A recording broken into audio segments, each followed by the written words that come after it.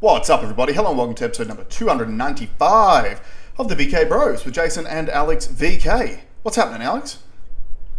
I'm going to give you some punches and bunches. I've had some shit going on, right? First of all, look at this pimple on my head, man. So I didn't know it was a pimple. I've been rocking this thing for a whole week. It's like it's either my third eye awakening or it's where I'm growing a penis because I'm a dickhead. Could be a unicorn. Could be a flamboyant unicorn horn. I thought maybe it was like a bump because maybe the gym or something. I've hit myself or whatever. And then last night I was like, let's see what this is all about. And then I popped it. It's huge. It's not going away. So that's fun. I got amped up. I watched The Matrix for the 500th time last night. And then got stitched up at the gym. And I wonder if I'm more susceptible to it because I just watched The Matrix. And essentially what had happened was there were rules for this conditioning session. We were broken up into two teams. There were rules. And by my interpretation and third parties' interpretation and any normal reasonable person's interpretation of the rules, my team should have won. And yet somehow they awarded the win to someone else, which seemed to only piss me off because I could, if I had known their interpretation, which is not listed, their interpretations of the rules of the game, I would have played the game completely differently. Yeah. Okay?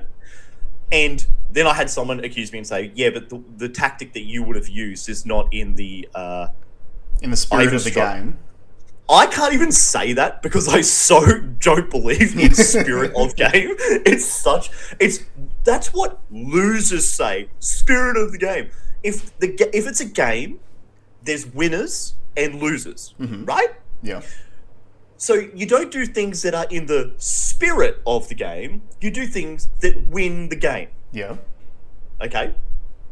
So that's my spirit of the game. Winning the game. Okay. Can I tell you something that might head nick you? Yeah, go. Trying to claim a victory because you're following the rules to the letter, that's a very blue pill thing to think. 100%. And because I just watched The Matrix, that's all that was running through my head. These Cypher motherfuckers. No, they're not even Cypher. These agents of the system, these agents of the Matrix are going around trying to enforce the worst case scenario. I'm like, you guys got stooged too. And what was funny about it is... But the other team is Neo. Because the other team has broken away from the rules of the Matrix and won. You can't hit it. Yeah, it was a corrupted... The other team is in bullet time. And you're complaining about it because you're a blue pill. But what was funny too, because I was going really, really hard, and everyone was walking, and they were when we finished, they were up on the board and they were getting the scores together, and I was heaving on the ground trying to catch my breath. Nice. And then I heard someone say what the score was, and I was like, wait, what now? So hold on, we got the most calories accrued, and yet somehow the other team wins. So because they did less than we did, they won. How does that work? You're welcome to communist Australia, Alex. Totally. Now, then the other thing that's happening, which is all intertwined, right, is I made a comment on Instagram, and I'm not a go in and fight people on the internet guy. I was that guy. It yields very low. You're too old for that results. shit. But I don't... Something I've been trying to push out there, and we speak about on the show a lot, is all this talk about taxing gas companies. Like I've said here, is an op just to get in our brains that paying more tax is good. Need more tax. Need services, need more tax. So this Aussie guy's got a great channel, Chris Collar. Yeah. Is his name? Great channel. He puts really interesting stuff up. And his view is very much in line with our view. And he even was making the point that I was making, but it was so... Maybe he rushed it at the end a little bit, so it didn't hit like I wanted it to hit, because everyone in the comments was just like, tax big corporations, I'll tax these, I'll tax that, I'll tax that. And I basically got in early and I was like, let's stop talking about taxing more and let's start talking about governments spending less.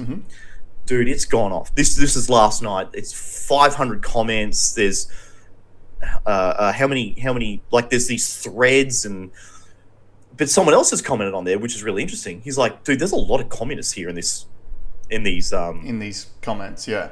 in the comments. And he's so right. Now, you and I have spoken about it. A lot of them are bots. I know one is a bot. I can tell. Like, no followers, 0 posts, not a real photo. But I want, like, to go back to the subject matter. If you read any economics book that exists in the world, it will say what I'm saying. If you only read the Communist Manifesto, it's the only book, will support what these guys are pushing. Yep. And that, it's like, it seems so crazy to me how persuasive that ideology is. Now, we've said it here before. I kind of get that this system is boning a lot of people right now, especially young people. Totally get it. And we will be getting into that today, guys. There's a lot of talk about the economy and some of the real numbers that are coming out. Yep. And you were right to try and find a solution to that problem. Absolutely. We're all on the same page. But not something that categorically does not, has not, will not ever has never worked. Yeah. Not only has never worked, but the man himself didn't live by his, like Karl Marx, essentially got paid by rich people to take the time off to write the fucking book, which is not socialism. No. Or communism. That's capitalism. Yep. Okay. He also, wildly racist and anti-Semitic. Yeah, okay? Right? We can argue that everyone back then was, right? Okay. See, we've all got something we can agree on. He also treated his family like pieces of shit. Yeah, like dog shit. Yeah. Which is interesting because... that bit's left out of most of the communist narrative around Marx, yeah. Sure. I don't think we've said it here too, but like I was at coffees this morning talking to my lefty friends, and one of the, I would argue there's probably a lot of mental illness on the left purely because the structure, the way that you view the world in that, so like a conservative, right? We look after ourselves first, family second, community third, the state fourth, the country fifth, the world sixth, right? Whereas lefties are the inverse of that. Let's look after the world first, the country next, the state next, the community, the family, and then you last. Right? That's why you don't see a lot of full-blown lefties at the gym, right? That's that whole conservative bro movement is like a great example of how you can sort of figure out. And when you are putting all your energy into a thing that you have next to zero influence on, I can see how frustrating that would be. You're carrying the weight of the world's problems on your shoulder, and nothing you do is really going to help it. Yeah. Whereas in conservative movements, you're carrying the weight of yourself first, and once you have overcome yourself, once you have sorted yourself, you now have the energy and the nous to do the next thing and the next thing and the next thing. So I can see why that leads to really poor mental health outcomes, especially when in this algorithmic world, you can always find some social justice cause to align, to throw your energy into, right? There's always a new one. There's always one out there. You know, we've joked about it on the show. It was like, you know, your Ukraine or your Russia, your LGBT and your this, and now your Palestine and like, there's just a new one. No one's talking about Ukraine today. No. You're on the new thing. Whereas when it's just you and your family and your direct, you know, family unit, those are the things you can actually influence. And because you can influence them, the positive things that you do for your community and yourself, you get instant gratification. You get reward, real genuine rewards from that. Yeah. So the input that a conservative person puts in gets a direct output. The input that a lefty puts in puts exponentially more effort in to get exponentially less output. Yeah, can I just say though that I think that there's two different categories of lefty, just as there's different categories of conservatives. Sure. I think so. Like, okay, let me shit talk conservatives to start off with.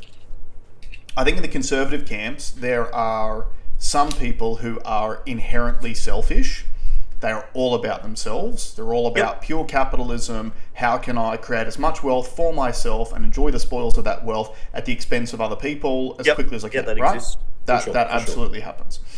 On the flip side, though, you also do see a lot of conservatives who do exactly like what you described, which is I look after myself both physically, mentally, financially, so I can be of service to my family second, my kids, my community, my country, etc., etc. And like probably the best example of this is when you look at the spread of people who, the types of people who join the military, typically all conservative leaning people from conservative families, right? And joining and serving in the military is the biggest sacrifice that you can actually make for your country because you might die in service of your country.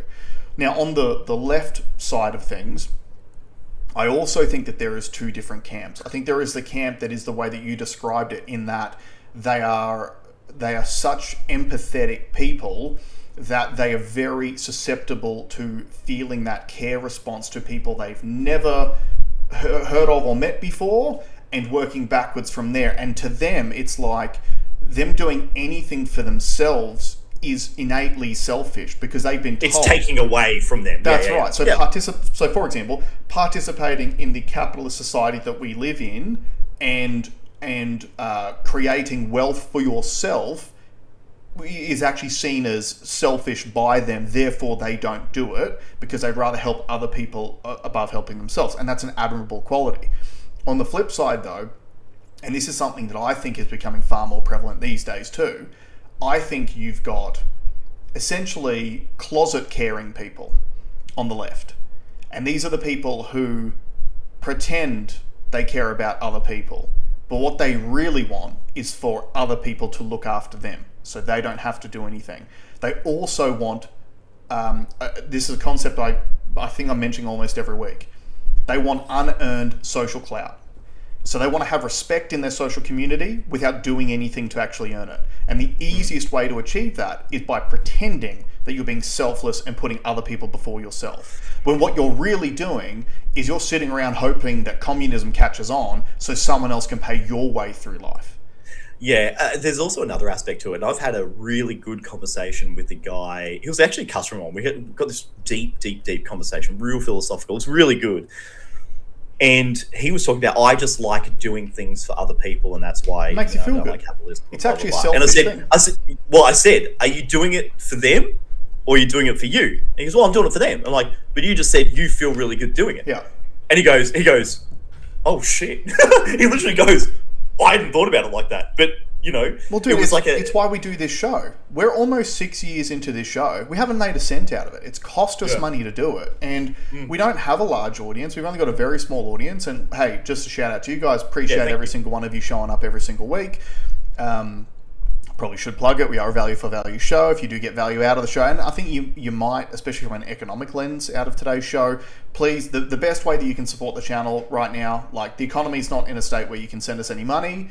The best way you can help us, like, share, leave comments, subscribe, and share it with your friends who you think might find this stuff helpful. But it's like we literally do this show because we believe that we see the world in a way that is at least unique in our anecdotal circles, right? We've had a lot of disagreements with friends about various subjects over the years, and in the 2020 vision of history, we have proven to be correct a high percentage of the time about very controversial subjects. So we do this because we think that the audience can get some value out of this, but it is innately selfish as well because it feels good. Like when we get messages on Instagram, for example, going, hey, I remember, so one of the proudest moments I ever had doing the show was the amount of messages I received from parents during COVID after I put that video up about not giving the COVID vaccine to your kids, saying, hey, I got vaccinated so I wouldn't lose my job,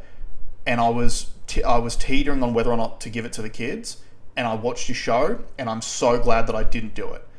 Because my kids were fine throughout the whole thing, and I know, like, I've looked around, I've seen some things that have happened. I'm so thankful to you guys that you put that information out there, and then I made a decision which I believe kept my kids safer. So that's a selfish thing for me, right? That makes me feel really good that we've been able to help people in that regard. So it's one of these things where I think as a society we are deeply broken when it comes to what our priorities are now.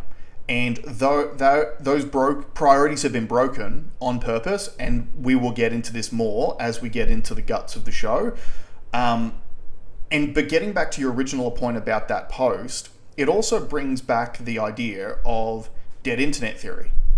So you mentioned it before. When you started getting all these comments and a lot of people arguing with you and a lot of lefties and a lot of communists in those comments, you did what we always used to do, which was click on the page and you go. And the easiest way to figure out whether or not someone was a bot in the past was oftentimes they had no display picture, they had no followers, they had no posts. They're literally just these fake accounts that a bot farm has set up to start arguments and to propagandize on the internet. But you got to remember, like, those bot farms have existed for a decade now. So 10 years ago, remember, we all heard about it during when Trump won the election. Oh, it was Russian bot farms that were influencing people and blah, blah, blah. And absolutely those bot farms existed, and absolutely they existed even before that.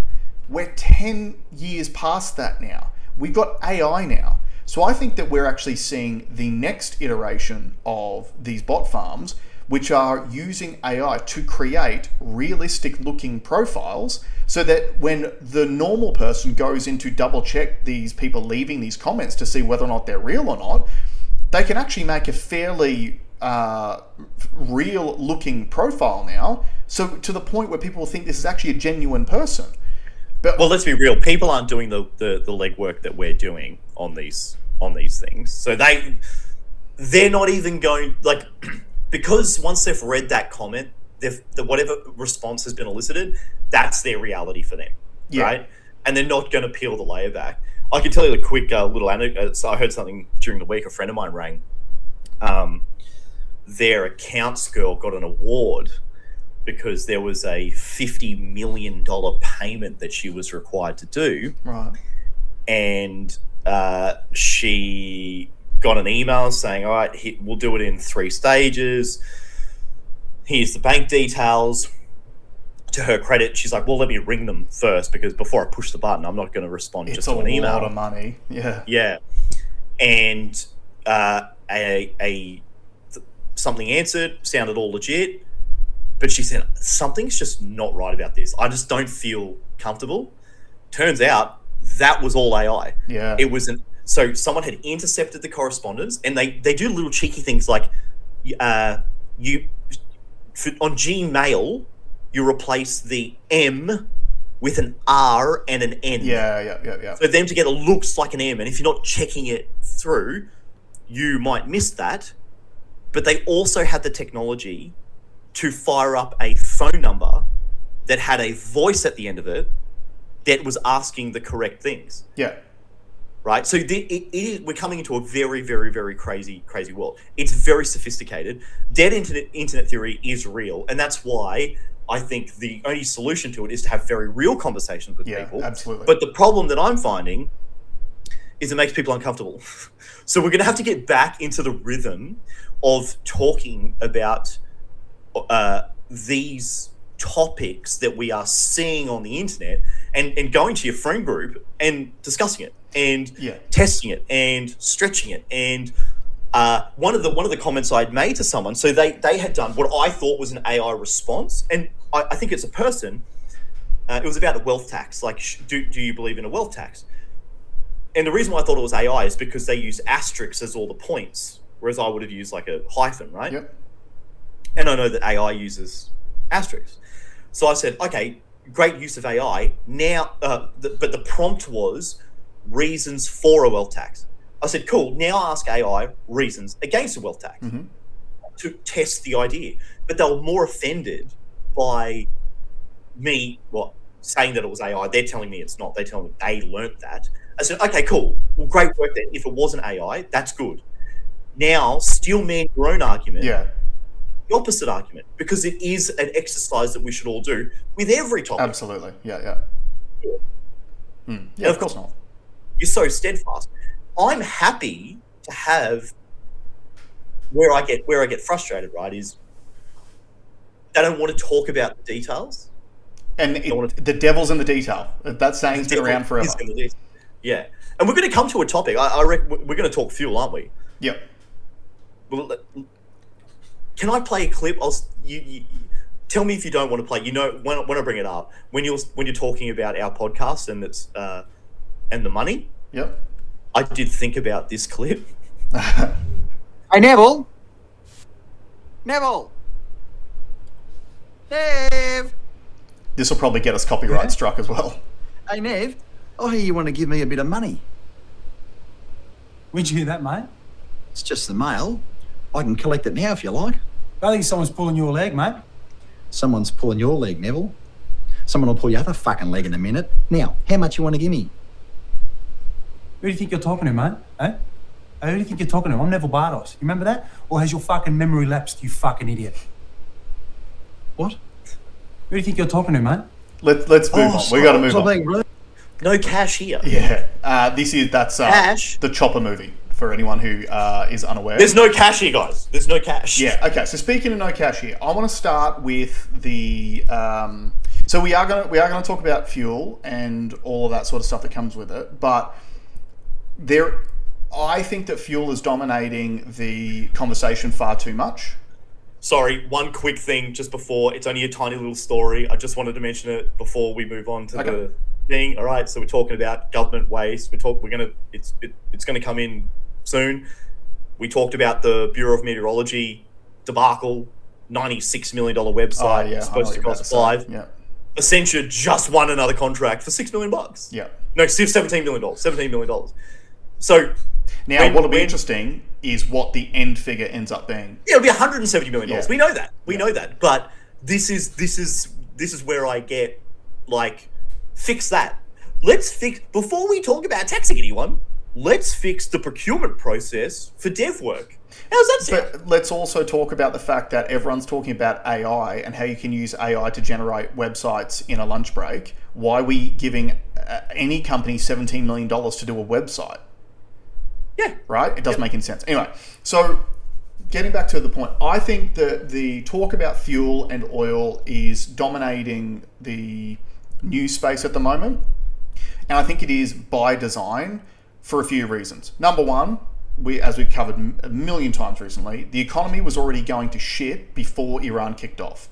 So the government wants you focused on oil prices, because then they get to point at the oil prices and go, see guys, that's why the economy's not going well. Not oil price, the price at the pump. Yeah, sorry, you're right, correct. So see the fuel prices, that's why the economy's not going well. That's why inflation's too high. And that's why when I bring my budget out in May, we need to do all these budget cuts because of the fuel prices, man, right? So the government wants you focused on fuel prices for that reason.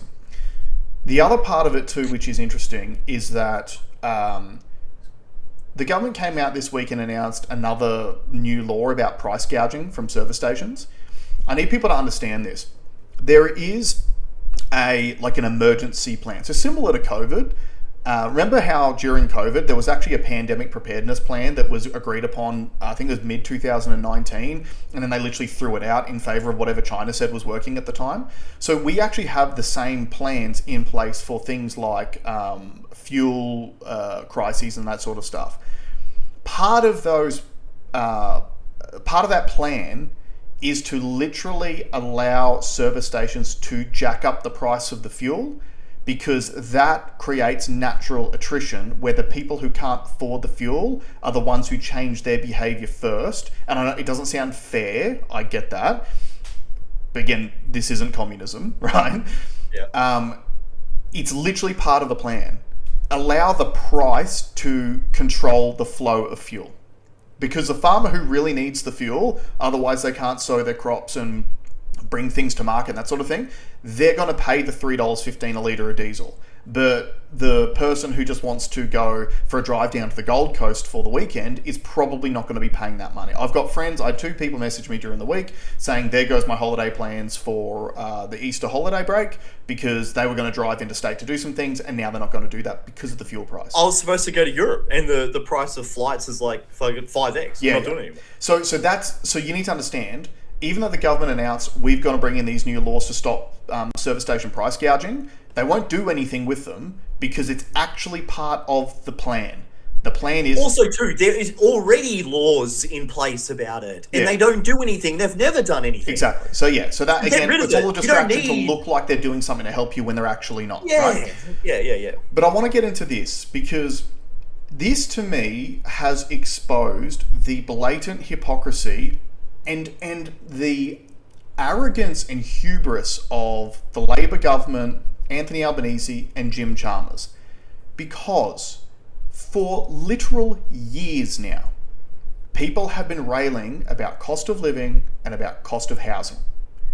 And a lot of us have been saying mass immigration into a housing and cost of living crisis is making matters worse. And our government has been at pains to tell us that it is essentially a non-factor. But as soon as the fuel price jacked up, what did they say? Or sorry, at the beginning they said there was no fuel crisis. But 2 days later, what did they blame it on? Panic buying. Yeah. They said there was too much demand. So they said there's still the same amount of fuel, but there's too much panic buying, there's too much demand. So in other words, when it comes to a fuel shortage, demand is an issue.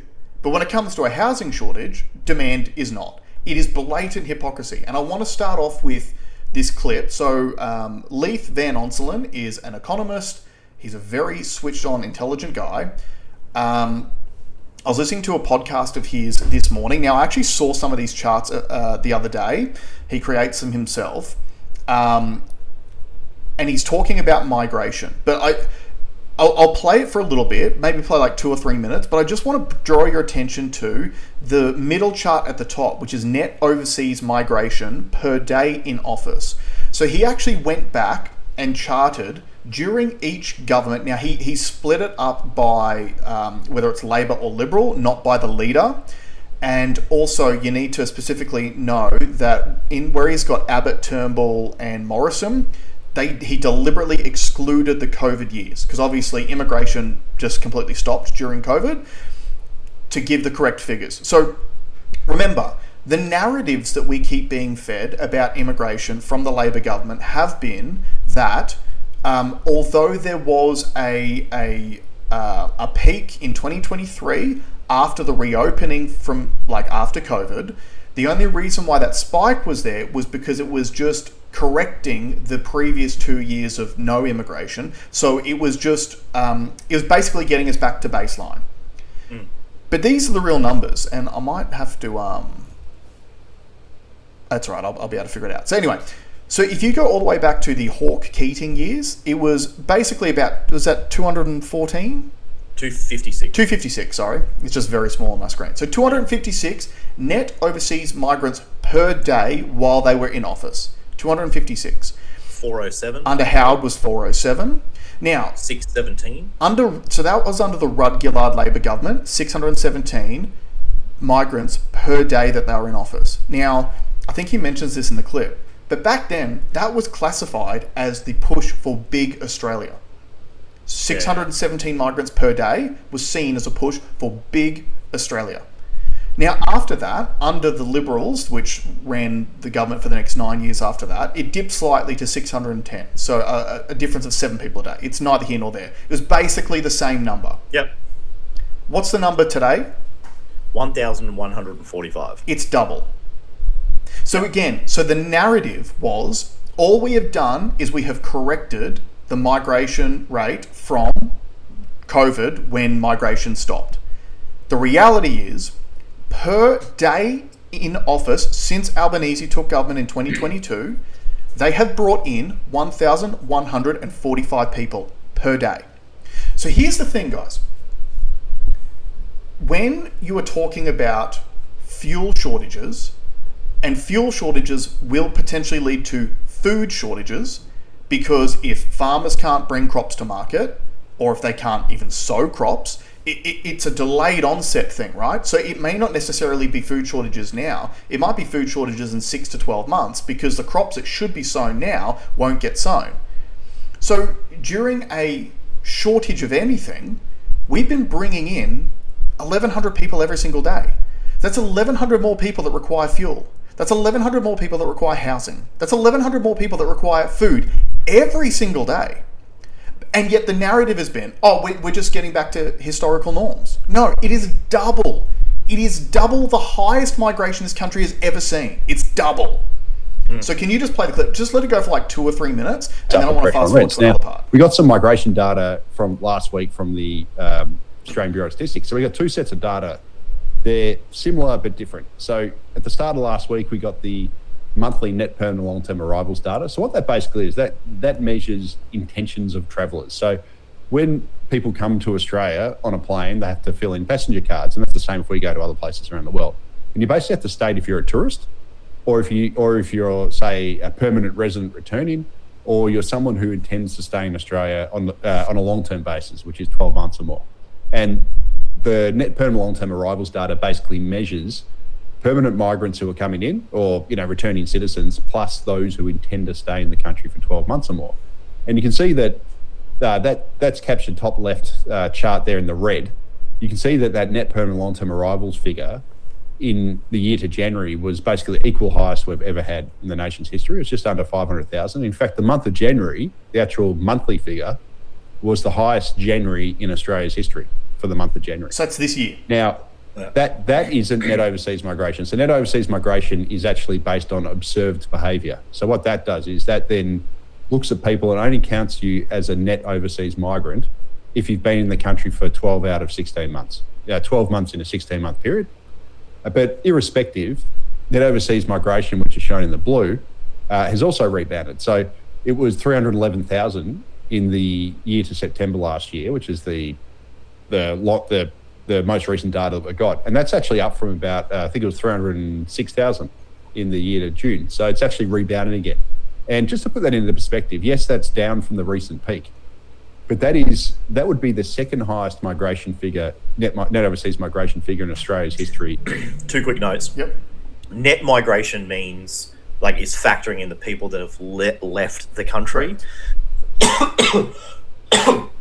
So if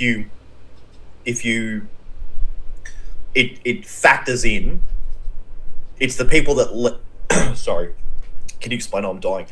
Yeah, so in other words, you've got people coming over to live in the country. You've also got people who are leaving the country to go and live somewhere else. So the net figure is the people coming minus the people who have left.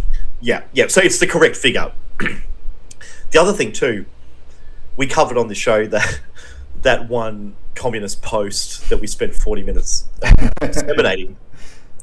Its whole thing was like, actually, the number's down. Mm-hmm. Well, the number's only down from the most ridiculous highs, and the point being, it's still a record high. And remember, at the time that post was put up, the most recent data, like Leith just said, would have shown a slight decrease, but it's ramped back up since that post. Sorry, just pause it, because he'll say a lot of the same things. But here's something else that I want to tell you, which he does tell you about a little bit further on, but I'll just cut it short. When they're talking about the number of dwellings that we have available and the shortage of dwellings that we're going to have, I can't remember the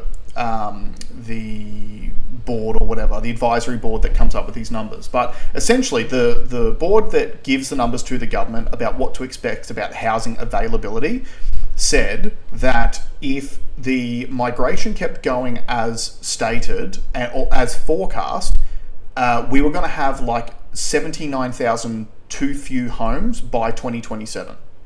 Okay. But the migration's actually 50,000 people per year above what the forecasts were. Nice. So again, if that trend continues, you're not going to have 79,000 home deficit. You're going to have a 200,000 home deficit. And this is why this stuff matters. So again, this gets me back to that dead internet theory thing, right? The narrative and the culture being fed from on high. The government is trying to tell you that migration has not changed. This is all completely normal. And if you are against it, you're a racist, you're a bigot. That's not the only argument they had. That's right. The only argument is that you're racist for thinking that. And even remember what literally just happened this week too. Albanese was making a speech where they're obviously worried about one nation. So what did they do? They said, there's people who, they think a certain way and they want Australia to look like it looked in the 1950s, and we're not going back to that. Right? Essentially insinuating, if you vote one nation, you want the white Australia policy. That's literally what, if you read through the lines, that's what he's trying to say. But this is the game plan that they have used for years. It is, they do what they want to do at your cost. This is costing you, right? And then when you question it, they call you names.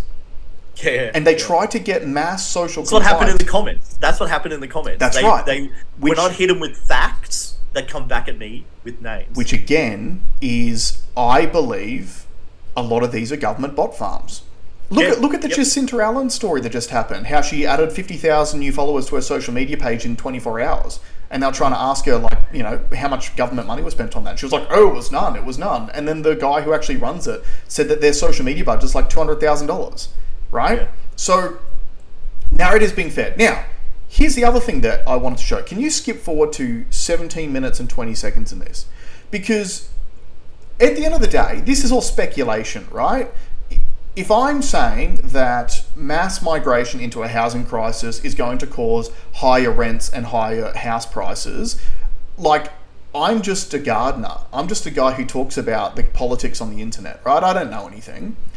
If there's no data to support my viewpoint, then it's just like pissing in the wind, right? It's useless. Except there are countries in the world with very similar economies to ours, being Canada and New Zealand, who have actually slowed migration, and it's had a very interesting result, which I believe he talks about just after this. Last week, as we got Australia's migration data, which showed that migration's rebounding and still at this historical high level, we also got the fourth quarter Canadian migration data. So Canada runs 3 months ahead of us. So they've obviously got a more efficient, Stats Canada is probably more efficient than the ABS. The ABS, we get our migration figures 6 to 9 months behind. So they're always so far behind. Canada seems to be 3 to 6 months behind. But anyway, so Canada released their immigration and population growth data last week. And what it showed is that annual population growth, the change in population recorded its first annual decrease in recorded history. And that wouldn't factor in self-assisted suicide, would it? Would absolutely factor into it. The chart in the middle there. And they actually lost 100,000 people last year, Canada. So the Canadian government basically, I've got a chart there on the top left, and that's taken from early 2024, right? So that's from the National Bank of Canada, which is one of the big major banks in Canada. And that chart was from, I think, February 2024 when I took that chart. And back then, Canada was running an absolutely insane migration program, and it had record population growth. And you can see there what it did to the rental market. The population growth spiked, rent spiked. No surprise, right? But the difference is the Canadian government recognised the error of its ways. The immigration program became very unpopular. They had a massive rental crisis. Infrastructure was all crush loaded. All the problems you have when you bring in far too many people, than more people than you can actually absorb. And their government, partly because of political pressure, but also because they realised the error in their ways, they decided to effectively freeze Canada's population growth. And the way they want to do it is they want to reduce the share of temporary migrants in Canada from a peak of 7.6% in, I think, May 2024, down to 5% of the population by 2027. And they're already part of the way. So just to give people an idea, in Australia, there is roughly 2.9 million temporary migrants in the country at the moment. We're at 10% of our population. So Canada was trying to reduce it from 7% down to 5%. They were already 3% less than we are right now. Right, continue. Through that. So they're naturally sending temporary migrants home now, and they're trying to shrink the number of temporary migrants in Canada. They've also reduced the permanent migrant program by about 25%. So Canada's deliberately cut immigration, and obviously it's bearing fruit because the population declined by 100,000 last calendar year, which is its first decline in at least 60 years of records. And guess what? It's worked, because as all the charts on the right show, which comes from rentals.ca, Canadian rents have fallen for 17 consecutive months. They're down nearly 7%. What a crazy concept. And again, just to put this in perspective, just pause it again. He does say earlier on, which I cut off, in the time that Albo has been in office, where we've experienced this mass immigration, rent pricing has gone up by 40% in 4 years. 40% per month it has gone up. Well, let me defend him somewhat. Defend who? Albo?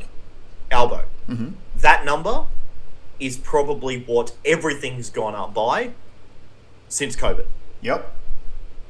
So that's, to me, that's not purely an immigration thing. It is part of it. It's also a money supply issue. It's also it's an inflationary issue. Yeah, absolutely. It's an inflation issue. Yeah. So asset prices, anything of any tangible value is going to go up in value because your dollar's worth less. Yep. But it is also true that those 1,000 people a day need to live somewhere. Correct. And they need to eat, and they need to buy fuel, and all of those different things. This is something I wanted to, I'm really trying to bite my tongue at some of these coffees I go to. But I feel like, because they're much younger than me. And I reckon the best clincher would be you guys are defending a system that's making me rich and you poor. Yeah. I have assets, right? I'm going great. I'm going fine, right? You're going fine. But these are the people that are don't have a spare dollar to spend because their rent's gone up so much. And yet they're the ones defending the system that's literally fucking them in the ass. And okay, really good point, because this is exactly the same as the climate change debate has been for the last 10 years. So climate change has been sold to us under a very lefty sales pitch of, if we don't do this now, in 100 years' time, all the poor people are going to die. That's essentially what we've been told, right? Because the poor people are the most vulnerable. They can't protect themselves from the effects of irreversible climate change. That's been the narrative. Except, the fact is, the poor people are dying today largely because of the climate change narrative. Because all of the government's been... Okay, let me give you a really good example. I was going to bring up a clip of this, but I couldn't find one that was snappy enough. In New South Wales Parliament this week, John Ruddock got up and was talking about the fuel crisis. Did you know that there is a renewables project which is currently being built in New South Wales, which is getting 70,000 litres... Hello, did you hear that? Yeah. So this renewables project is getting 70,000 litres of diesel trucked into it every single day just to run generators at this renewable plant, for a renewables plant that has not generated a single kilowatt of energy into the grid. And yet, And yet the New South Wales government does not want to stop sending the fuel to that renewables plant, even just for a short period of time, to then repurpose that fuel to go to the farmers who are going to be feeding all of us for the coming months and years. So again, and when the Labor minister get up, and she literally pulled the exact same thing. Oh, we can do both at the same time. This government, it's got priorities and etc. But the effects of climate change will be catastrophic if we don't do these things right now. And I would hope that people in the future will get the benefits of the cheapest form of energy and blah blah blah blah blah blah blah blah. It's one of those things. It is all narrative based. It is all emotional sales pitches. And like you said, the thing that you always come back to is, it's not just left-leaning people anymore. It's kids these days. The data no longer matters. So this is why I brought up this video. It's all data, and it's data from official government sources. So the official government sources are telling you something through the data, which is the polar opposite of what the people who run the government are telling you on your TV every single day.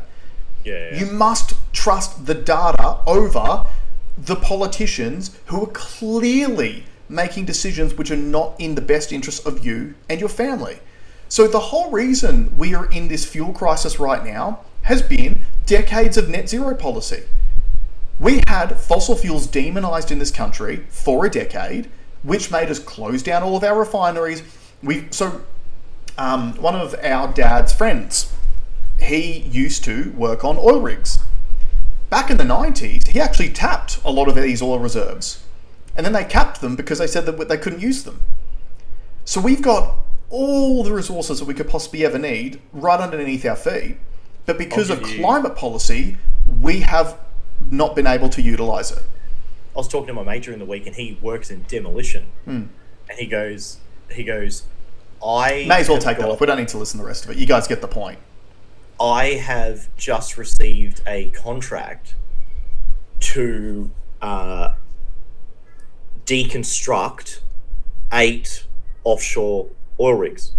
Wow. That they're just not going to do again. And he goes, if I had to really look at my workload and what it has been for the last 10 years, it's just getting rid of critical infrastructure.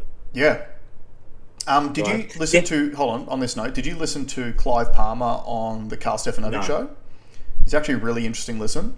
And one of the things that he mentioned was the fact that the government has actually banned investments on things like oil exploration in Australia. Yep. So again, this is one of those things where the same government that keeps coming out and telling you, well, we can't use nuclear because there's no private interest in it, even though they know it's banned, right? But that's the sales pitch. Oh, there's no private investment. And then they go, but look at all this private investment into the renewable sector, because they've gone out and told superannuation companies they have to invest in these renewables projects. They're also the same government who are like, oh, there's no private investment going into oil production or anything like that, because they banned the financing of it. So people don't just go and put all of their capital down on these things. They go and finance it because that actually helps to level out some of the risk of these exploration. When you spend millions of dollars exploring. Well, especially when the government's going to backstop you. If the government's going to backstop you because it's an ideological push, that makes an easier business statement than it is going into an industry that the government hates, and it will make it difficult for you. Exactly. And look, so why would you do it? One of the clearest examples of government incompetence making this fuel crisis worse is the fact that we are literally signatories to a global agreement which says that we must hold 90 days worth of fuel reserves just in case something goes wrong. And we have only ever held 30 days for like the last 10 years. So successive governments have ignored the fact that we are signatories to a thing that says we should have 90 days. And it's just prudent. Like okay, let me just talk about this fuel thing, right? Because I have a very different take to what most people are talking about. I'm actually siding with the government narrative on this. I'm in the car game. So the car game's been drastically affected by this fuel shock. And why I say fuel price and not oil price. Oil today is $101 a barrel or $106, depending on if you're US or UK barrels, which is high, but it's not like $120 high. Yeah. So during when Biden was in, it was up at as high as $120. Yep. Which is not that long ago, and we weren't paying this at the pump then. No. So it appears, at least in my mind, to be primarily price gouging.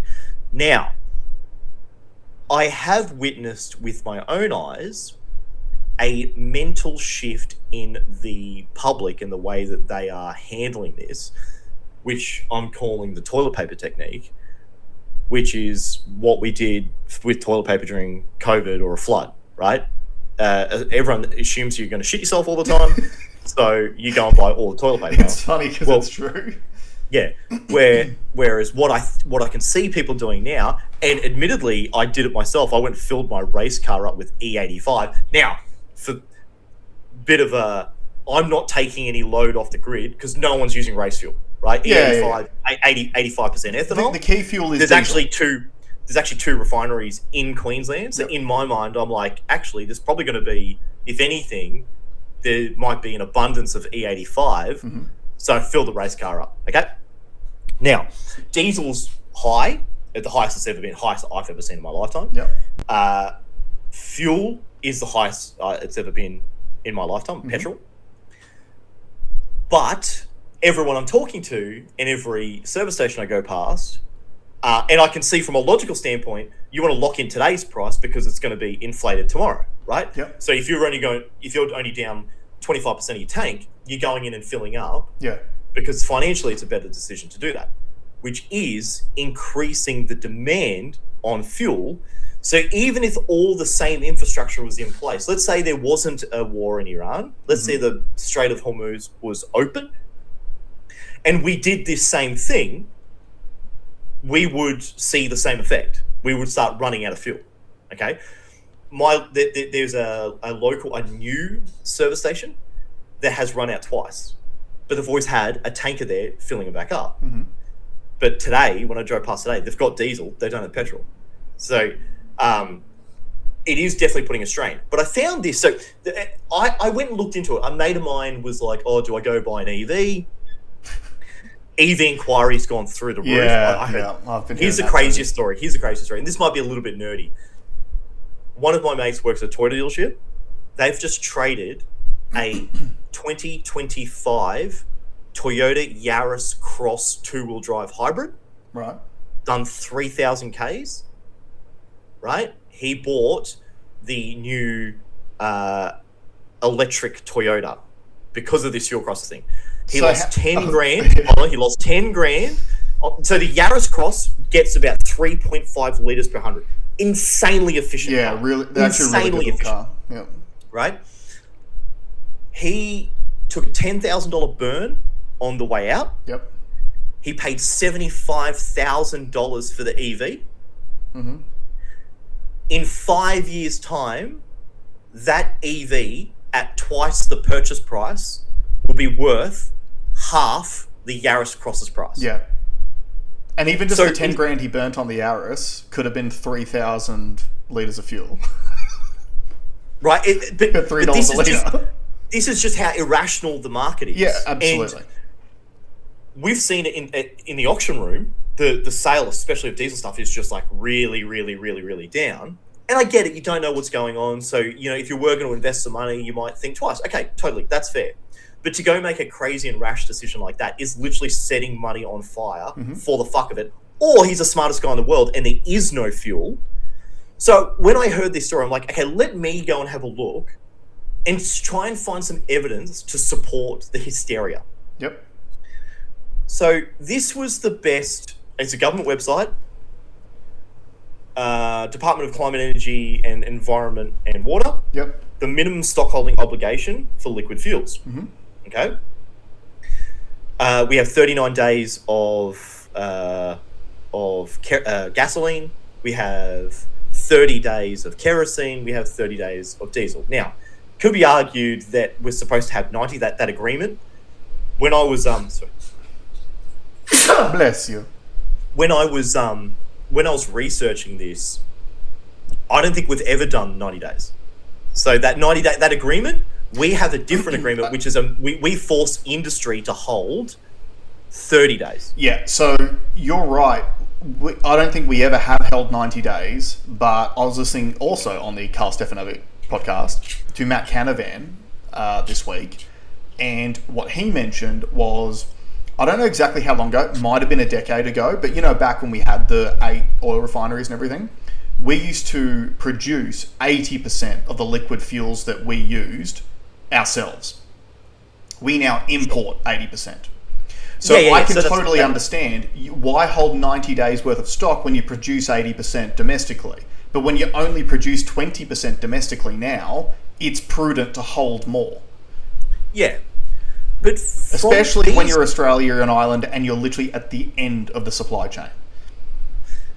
So from what I can see though, and I tend to believe, I can't even find any real evidence that the Strait of Hormuz is closed. Because the last I heard...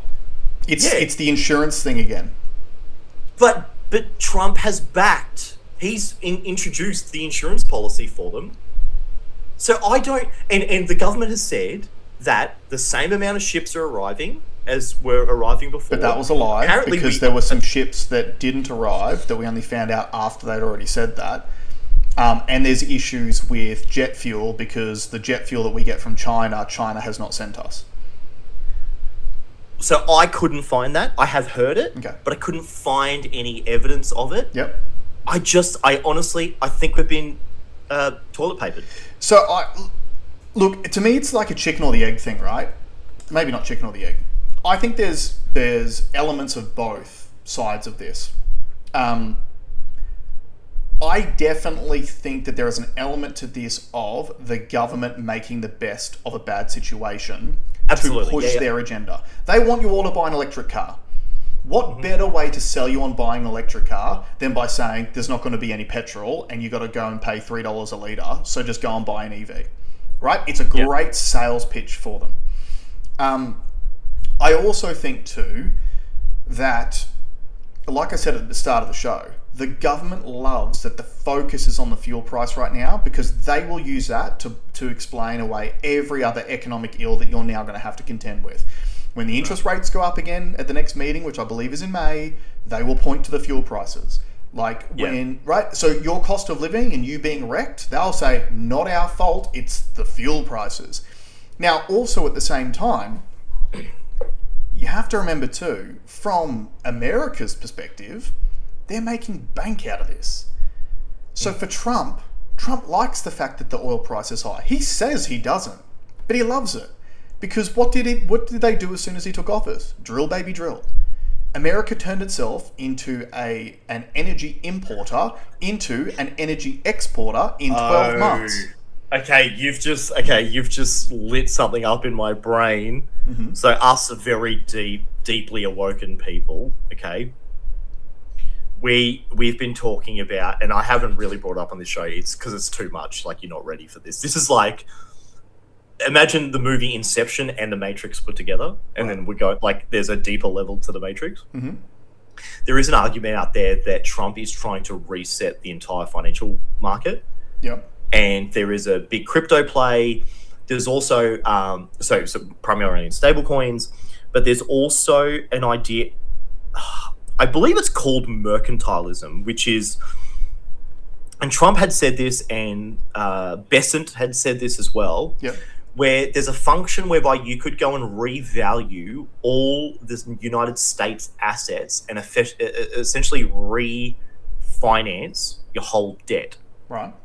Okay, so what that means is every state property. The big one was gold, because gold's value has been locked since the 1970s. So it's some stupid number, like it's $30 an ounce, even though the actual today's price is like $5,000. Yep. So if you were sitting on a shitload of gold, if the president decided to, or Congress decided to, they could revalue their current holdings of gold at the elevated price and refinance their debt. Provided it's still inside Fort Knox. Provided it's there, which we have not seen. No. Okay?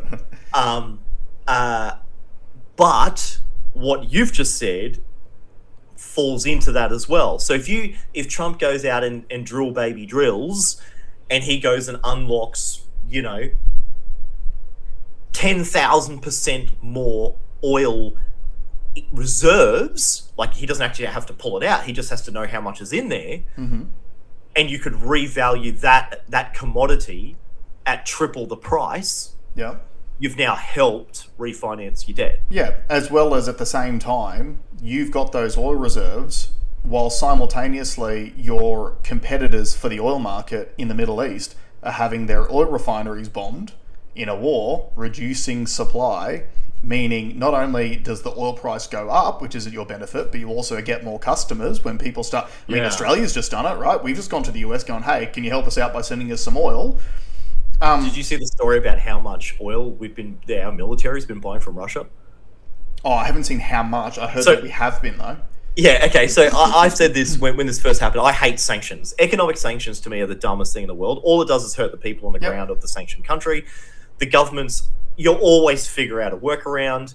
The workaround for this oil, like this Russian oil thing, is sell your oil to an unsanctioned country like China India. or India, and then they sell it, they on-sell it to someone else, and because the price has gone up, they all get rich and we just get owned. So Russian sanctions, the West sanctions on Russia have cost us more and made Putin more. Yeah, and I think that Trump has seen that and has gone, all of the stuff that happened in the world to try to fight Russia literally made Russia rich from their energy exports. So let's do the same thing.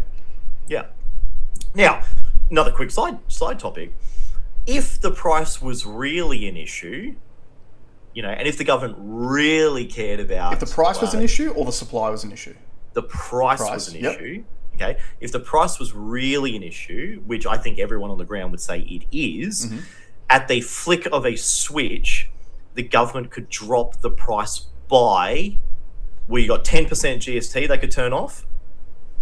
You've got 54 cents a litre. You know that they're apparently netting an extra $300 million a month in GST revenue at the higher price? Yep, so your states are loving it. So GST is a state tax. I believe the fuel excise is a federal tax. Yep. So if they cared about the price and if they actually cared about your price, the cost of living, in one flick of a pen, they could drop the fuel by probably nearly $1. Yep. Now, would that push the demand back up? Yes. Maybe. There'd be more price gouging from the petrol stations too. That could cause some problems. Yep. I tried to find some evidence. I saw some conspiracy theorists talking about how they've... you kind of mentioned it, where they did a test to see what would happen to a populace if the price went to if the fuel price went to a certain thing, to see what and I couldn't find any government or university studies in Australia. I couldn't find any evidence of it, but it to me it feels like they want that price to be really, really high. And now, whether that is to try and shift people into EVs, I think it's been smart that they haven't really... if I was Chris Bowen, a large part of me is like, man, I've been trying to tell you to buy EVs for ages and you haven't done it, And they've resisted to do that, which is probably smart. I think that this just goes back to what I've been saying for years about leftist governments. They want you broke and dependent. That's what it all comes down to. We talked about in COVID. In COVID, they had lockdowns, they printed heaps of money, they handed it all out in stimulus, they only let the big boys who were their friends stay open, and they thought that just like every other time, you guys were going to go and spend that money and it was going to end up back at the top end of town. That's what they planned on doing. But because we actually wised up to it, a lot of Australians paid down debt and saved the money. And then what do? They jacked up interest rates 12 months straight after telling you that interest rates weren't going to go up for 3 years, right? They did that deliberately to pull away that financial security from you. And they're just doing it again. That's what this comes down to. I can tell you that real estate's copped a walloping. Yep. So I've got some friends selling properties at the moment, and luckily they took a contract probably 2 weeks ago, and their real estate office here in Brisbane. So Brisbane in particular is a really, really hot market. It's actually outperforming Sydney, and I think the only one that's coming close, I think, is Adelaide. Sydney and Melbourne have backwards. Yeah. And they went from 30 people at open homes to 0. Yeah. So it would have been a really prudent thing to sell your house in January, hey? Because we could see the stuff coming.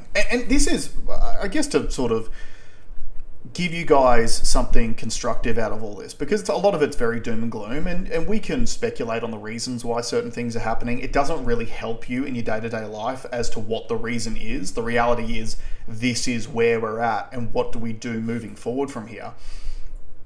The thing that people need to understand, so our government hasn't learned anything from COVID if it was actually about governing correctly for the people, right? In COVID, you had a essentially global supply shock, the borders all closed, stuff wasn't moving, and then we realized how exposed we were because we don't have fuel here, we don't manufacture anything, all that sort of stuff. And what have we done to future-proof ourselves since then? We've done nothing. And again, you can speculate for the reasons why. But the reality is, guys, this is not a time to be financially passive. You cannot just sit around and go, I'm just going to keep trying to survive and hope that this all blows over. Because for whatever reason these things are happening, whether it is a concerted effort by government to bankrupt people to keep you broke and dependent on government for power, which is what I believe a lot of this comes down to, or whether it's literally just because we're run by a bunch of clowns who don't know what they're doing. At the end of the day, you're still going to end up broke if you sit around and be economically passive during these times. Because the other thing too that's coming down the pike, like you were talking about the AI scammers before. Yeah. The technology's there, which means a lot of people are going to lose jobs to AI very, very soon. You're talking like admin workers, data entry people, all that sort of stuff. That stuff's all going to go away. There will be opportunities that come down the pike from AI as well. Don't get me wrong. Like, I'm not doomsday about AI because every other time we've had some sort of world-changing technology come out, there's been the doom and gloomers first because a lot of people do lose their jobs, but then there's the opportunities that are created after that, which we don't even know what those opportunities are yet, but they will be there, right? There will be something there. But if you're just sitting around going, I'm going to just keep earning the same paycheck every single week.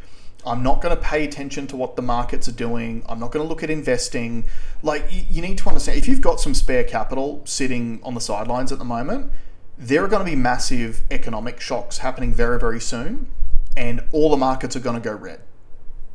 That's an opportunity for you to actually make the best out of a bad situation. You can buy into the market at a discount, right? If you've got some money available. So that's the capitalist approach. The socialist approach is sit on your hands, wait for the government to give you a handout, which will then get absorbed in the amount of inflation. Well, again, so what did Jim... And you'll be poorer than you were before. What did Jim Chalmers say this week? We back a minimum wage increase of above CPI to fight inflation. They know it is inflationary. They know. But again, it tricks the poor people into continuing to support them. And that's... I think that's what this all comes down to. I think that leftist governments all around the world have realised that their supporter base are the broke and dependent, the migrants, and the minorities. So they are trying to stack the deck with as many broken dependent people, migrants, and minorities as they can to keep themselves in power forever. So the things that you can do, pay attention to the money markets. Look, you probably should curb some of your spending habits right now because there is a chance that things will get worse before they get better. But the other things too is things like, working really hard when you're at work. If you've got a job that you've been at for a while or whatever, work really, really hard. There will be layoffs that come from this. I was listening to a reel from Scott Challen the other day, Shallow Chow, talking about the building industry. The building industry is in massive trouble right now because you've got to think, guys, the building industry in Australia is essentially run on fixed price contracts. So if you signed a fixed price contract with a builder 6 months ago to build you a home, their input costs have drastically gone through the roof in the last couple of weeks. So in other words, the number I heard from a guy that was trying to do a property development, his builder told him in 2019 the price of a build was $1,500 a square meter. Right. It's now $6,000. Yeah, it's insane, right? And everyone's talking about... everyone just thinks that tradies just make a fortune and they're like, I've got this trader to come around, he charged me this ridiculous amount and blah, blah, blah, blah. But the reality is, a lot of these builds are built with like a 20% profit margin in mind. Or sorry, the contracts are signed with like a 20% margin in mind, which sounds like a lot when you're building a house. If you're doing a $500,000 build, 20%, that's $100,000 in profit. That's a really good lick, right? Just to build a house. That margin's gone now. It's literally gone. So you're going to have builders who are now going to be tossing up whether or not, do I build these houses to just cover costs and make no margin at all and have to try to find another way to make money at the same time? Or do I just fold? And lefties, if you hate billionaires, you need to hate these policies. These policies only benefit billionaires. Correct. And they fuck you. Yeah. Absolutely. And again, like, you can care about all of these migrants coming over as much as you like. The reality is, in a cost of living crisis, in a cost of housing crisis, even in a housing availability crisis. So one of the things that Leith talks about in that clip is, again, I can't remember the exact company that this data comes from, but it talks about rental affordability. only 2% of the rentals that are available on the market at the moment are actually classified as affordable to the people living on the average wage in Australia. 2%. So 98% of available rentals are above what the average person can afford. It's like, it's time to start caring about yourself first and your families and make moves. You got to do stuff about it. Like, again, I sold my house. It's one of the biggest things that you can do.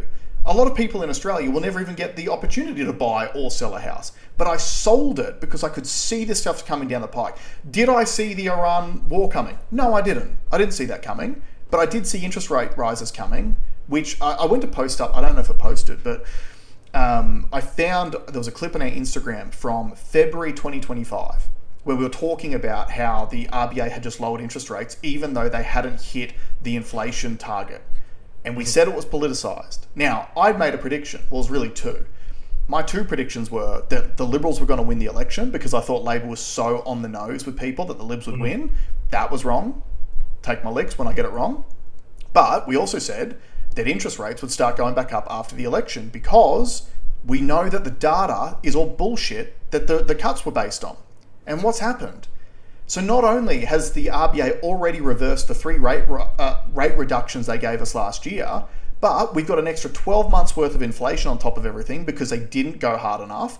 And now they're pricing in an extra 3 rate rises for this year. So you're probably going to get 5 rate rises this year.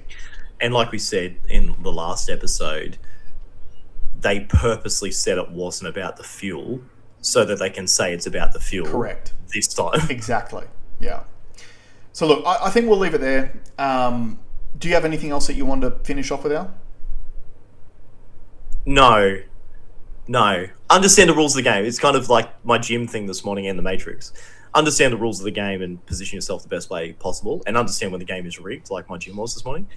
And I'm putting measures in place to make sure that that doesn't happen again. And I'll be getting the trainers to sign contracts prior to outline the exact rules of the game, so everyone knows what is required of us. But also understand that in the real world as well. I do have a little announcement I'd like to make. Okay. So if you've survived, how long are we into this show? An hour and 12 minutes. So if you're still here, thank you. The project I've been working for 3 fucking years, I've actually got open on another screen now. More cost blowouts than labour?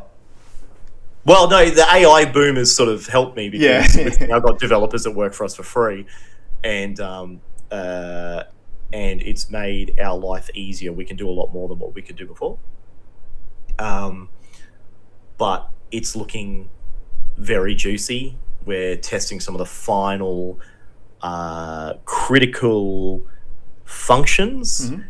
And basically, once this function's done, which I have just done a test whilst we've been speaking, it didn't work, but I've already sent that up the chain. I should have a usable product. Very nice, very exciting. And that was the thing. And that was the thing. You know, like I had read the writing on the wall literally years ago, mm-hmm. whereby I understood in Australia that. No, I had an interesting conversation with a young person, right? The young person is going to start getting into investing, which is great. Setting up, I think just going to do ETFs, which is nice, good, solid, dip your toe. But I said, investing is more, like your financial health is more than just where you deploy your capital. Yeah. It's where you deploy your mind. It's where you deploy your effort. Mm-hmm. Are you doing something that is going to put you in a great position? And, we were lucky enough that our dad really taught us that work really, really hard while you're young, while you can, to build a nice solid foundation to give you options in the future. Yeah. I realized that the car game in particular, I was watching wages go, not even stagnating, but going down. Going backwards, yeah. The money I earned 18 years ago selling is comparable to what managing or general managing a dealership is today, and the requirement was half. They wanted half the amount of output, and that's barely even adjusted for inflation too. That's not adjusting for inflation at all. Yeah, literally dollar for dollar, which is insane. What you earned 18 years ago. Yeah, which means their buying power is probably at least half of what. It's at least half, right? So that I knew that was happening. So instead of just sitting there and copying it, I made the decision probably 5 years ago that, COVID was a big shock for me. And I had measures in place prior, but I needed to have something that was going to make me money in my sleep. Yep. And the way I was going to do that is have something that was online and something that can connect people from around the world. That's scalable as well. Yeah, that's infinitely scalable. Yeah. So that's the undertaking that I've gone through. Which is one of the hardest things about doing business in Australia. Small population. Well, if you got bricks and mortar, the bricks and mortar's going up and up and up and up and up. I was talking to this poor guy. He's got this great cafe here in Brisbane, and he was telling me he's about to get fucked again. July 1st, the superannuation is going up by 0.5%, and you have to pay it at every pay run, which you used to have to only do half yearly. So you used to be able to operate with that money, and then at the end of the year, you just pay, you'd pay into the superannuation. So that percentage has gone up. Like I keep saying, when's it going to stop? Mm-hmm. Never. You're going to get taxed 50%, and then the other 50% is going to go to superannuation. That's inevitably where we're going to end up. There is no other alternative. And the minimum wage is going to go up. So he can't charge any more for a coffee. He's charging $6 for a coffee, $7 for a coffee. He just goes backwards. So just because of the government policy, he earns less. My favorite pizza shop, he just put a post up. Now, lucky he's killing it, right? He's one of the, I think he's the highest capacity Uber Eats pizza shop. Interesting. In Queensland. And he's in the right business too, because ironically, during economic uncertainty, alcohol and fast food tends to go up. Yeah. And he just put this big post up saying, I'm getting wrecked, but I refuse to up my price because everyone's been loyal to me, and I'll try and return the favor, be loyal back. And I'm just in a position where I can do it. But if you've just started and you've added all your capital into your business, you have no choice. You're fucked. And through the wave of a government pen, his cost base has just increased, and none of that's productive. Yep. Zero of that is productive. Doesn't help anyone. You think the person that's on the minimum wage, they get a slight bump, right? Well, they're actually not going to see a lot of it because it's going to go to superannuation too. Mm-hmm. And then it's just getting absorbed through the inflated price of everything. Correct. So I needed something that, and crypto was where I chose to go. Crypto is a far more realistic, as much as I get mocked on the street, people, crypto's a red flag, fucking rah, rah, rah. It just shows how silly people are when they don't know how our system works. Yeah, You've got no idea. Yeah. And when you can read the code of the matrix, you can start positioning yourself. Now, I've been fucking broke for like 18 months. It's been the hardest financially. It's been the hardest period of my entire life, and I know it will pay off.